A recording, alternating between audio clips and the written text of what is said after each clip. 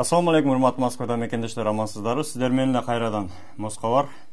Москвага бүгүн өтө көп сообщениялардын ичинен өтө көбү биз иштеп айлык акыбызды ала албадык, кантип алсак болот, кандай кылсак болот, 1 айлыкты, 3 айлыкты, жарым жылдыкты, миллионго чейин ала албаган инсандар бар экен да. Бригада болуп. Ошолор боюнча кичине видео даярдап сиздерге жардам болсун деп азыр учурда ошол видеону тартып атабыз.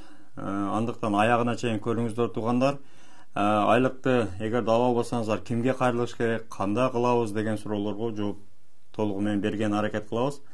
Аягында телефон номерлерди дагы, адрестерди дагы көрсөтөбүз туугандар. Мына эң негизгиси эле мына биз курулушта иштеп, стройкада иштеп, 3 айлыкты ана берет, мана берет деп айлыгыбызды ала албай жүрөбүз. Бир бригада 10 адам дейт. 10 адам болгондо эми 3 ай 4 айда көп эле акча чогулуп калат.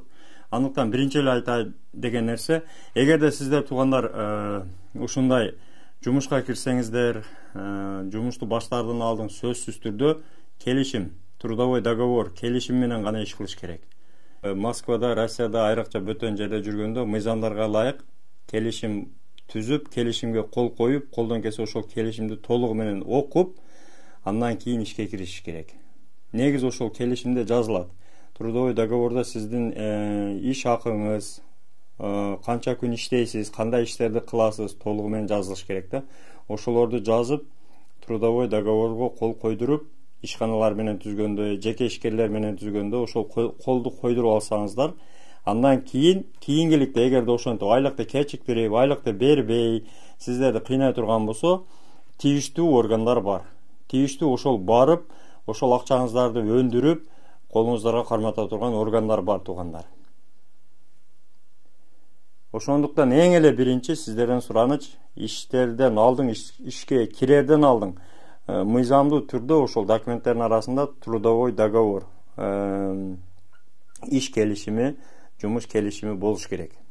Ошого өтө көңүл буруңуздар туугандар. Ал жөн эле кагаз эмес, ошол кагазда коюлган колго кийин ошол ишкана жооп бериш керек. Сиздерге айлык берилбей калса, кечиктирилип берилсе, толугу менен ошол келишим боюнча эгерде иштер аткарылбаган болсо, алар сиздерге ошол тийиштүү органдар аркылуу акыңыздарды кайтарып беришет.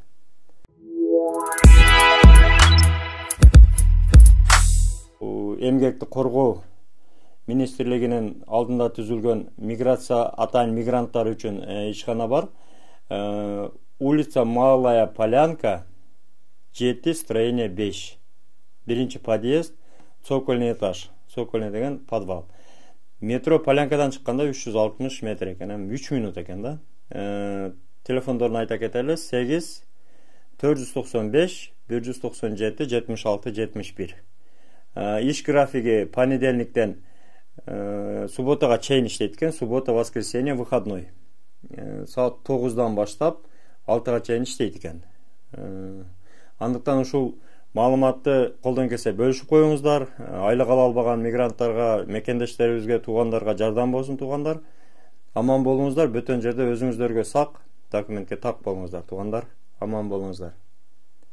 Туугандар, элге жардам чыгарылышынын демөөрчүсү сүйүн 8926 920 51 51 8965 400 02 93. Бул жигит границага өзү до конца кирип чыгат. Жолдо кадимкидей жардам берет, документтерди өзү бүтүрүп берет, черный список, ары бери полный текшерип берет. Андан сырткары ишеничтүү, көп жылдан бери каттаган жигит. Кайрылыңыздар.